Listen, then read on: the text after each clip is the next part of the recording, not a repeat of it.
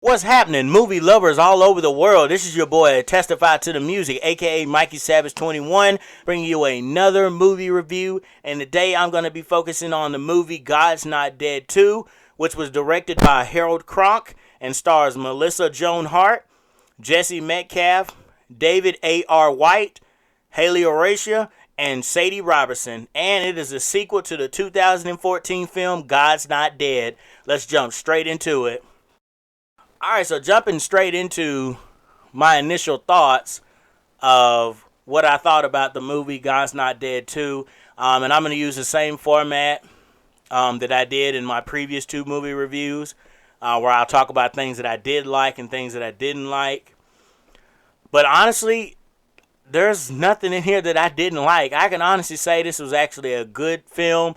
It was a solid film. There was no fluffiness. It got serious where it needed to get serious. The ending was great. You know, they did a good job of explaining things. Pretty much it did the opposite of what Batman vs. Superman did. Sorry, guys, I had to get that little one shot in. My fault. But no, pretty much diving into it, what you have here is pretty much... there's a student, her name, and this is played by Hayley Orrantia. She's playing a student named Brooke Thawley.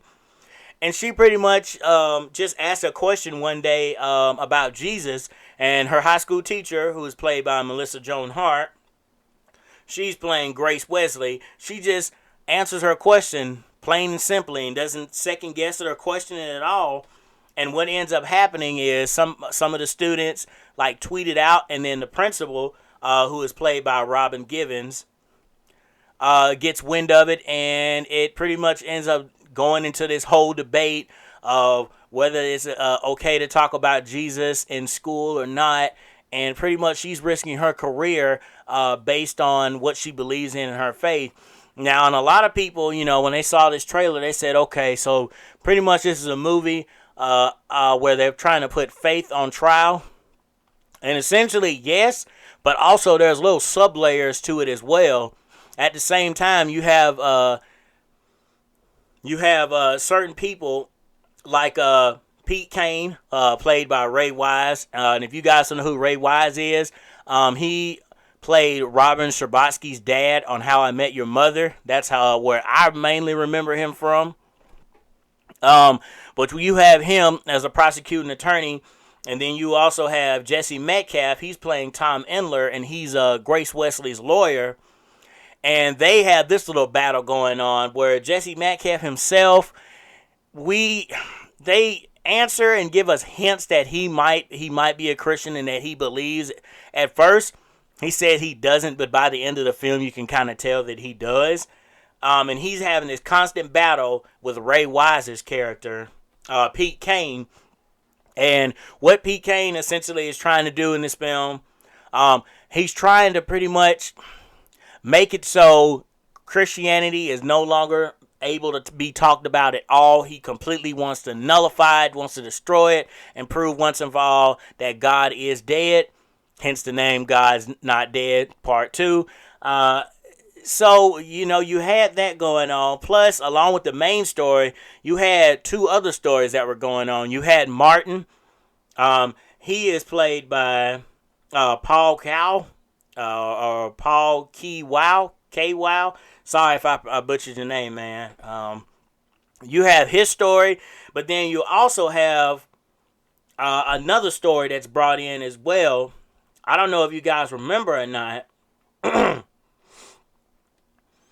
Excuse me. I don't know if you guys remember or not, but the lady at the end of the film who was getting prayed over at the Newsboys concert, she is also in this movie, and they have a story going along with her as well. But at the end, it all ties in together.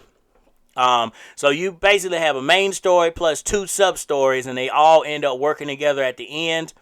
Another thing that I liked about this film, just going off of things that I liked the usage of all of the characters. There were no characters that were underutilized. Every single character in here was utilized. Everybody had great dialogue. None of the actors were phoning it in. You could really tell that this is a hot button topic, and that you could really see the passion and drive that people had in their eyes for this film.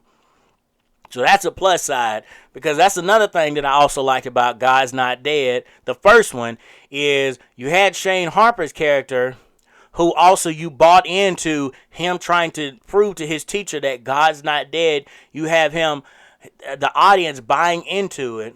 And I can honestly say last night this movie was packed out. I went and saw this last night, opening night, and it was completely packed out. There were more people in this film than almost any other movie that was showing that night.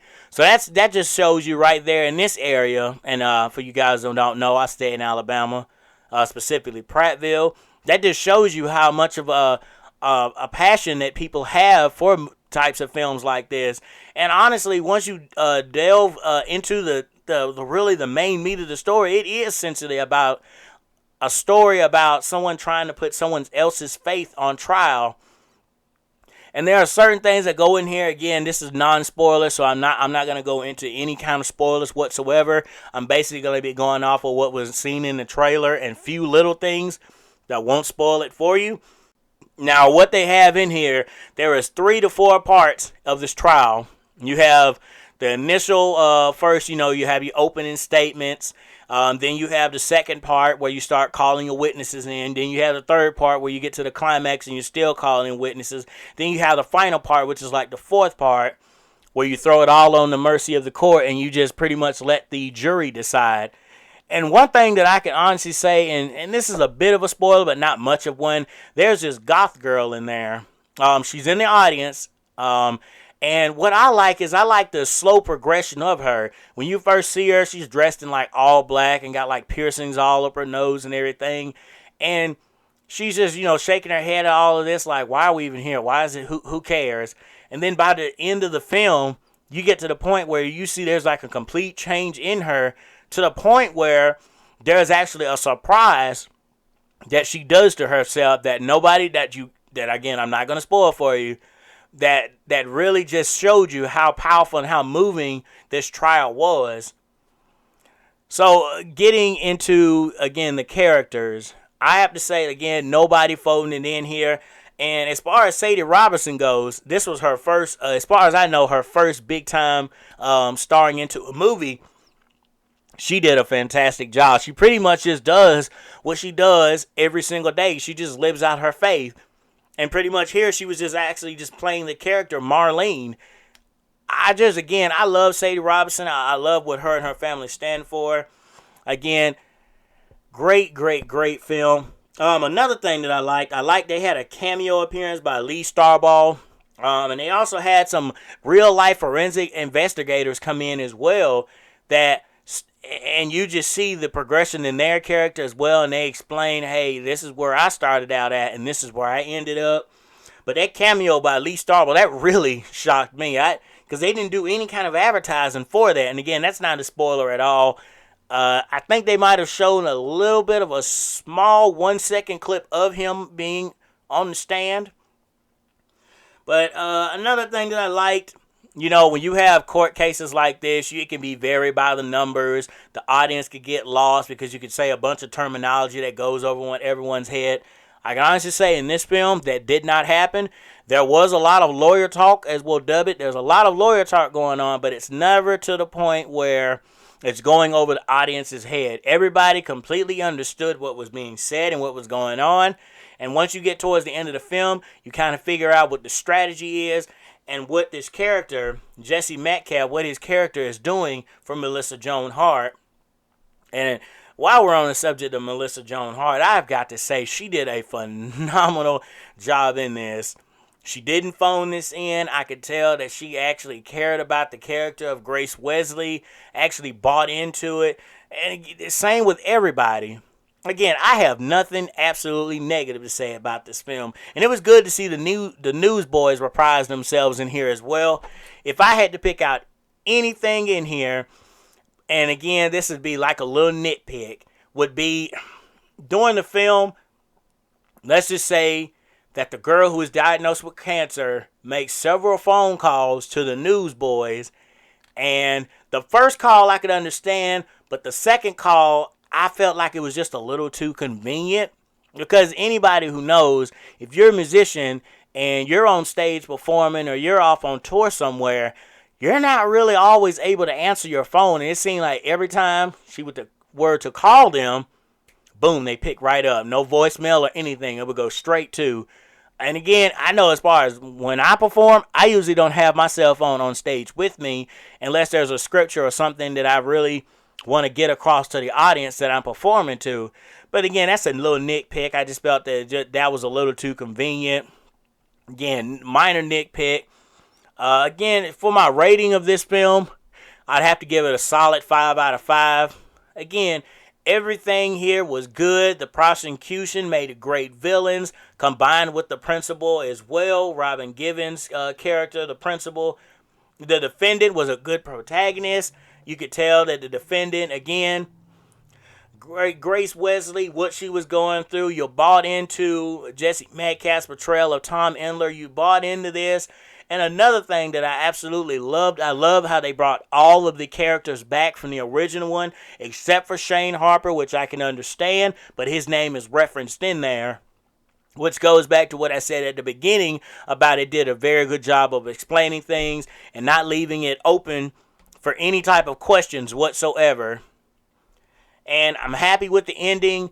Again, I'm not going to spoil the ending, but if you want to know what the ending is, just message me at I Am Testify on Kick or Kike, however you pronounce it. If you want more spoilers, just message me on there and we can go more in depth about it.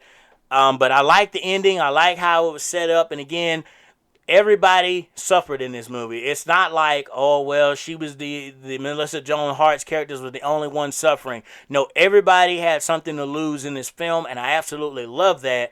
You have a film where it's more than just about your main characters. It's about everyone around her and everyone that's being affected by her and by her faith and her relationship with Jesus and God. And I love that type of relationship. I love that type of feeling that you're able to put off in this. So again, God's Not Dead 2, great film. I highly recommend you check it out in theaters. It's definitely worth the price. Again, I'm going to give this a solid 5 out of 5 stars. Had no problems with the film. Again, a little nitpick. The only thing I had was it felt a little too convenient about the lawyer. Excuse me, not the lawyer. The lady who was diagnosed with the cancer in the first one. Felt a little too convenient for her to call the newsboys and talk to them. But again, that's just a minor nitpick. Highly recommend you go get this film. But with that being said, that's going to wrap up this review. Again, thank you all so much for this continued support and checking out the movie reviews. I hope you enjoyed this video. If you liked it, please make sure you smash the like button. Also, if you want to see more videos like this, make sure you subscribe because I have more movie reviews coming out as we have more films released this year. Thank you again so much. This is your boy Testify to the Music, aka Mikey Savage 21, saying peace out.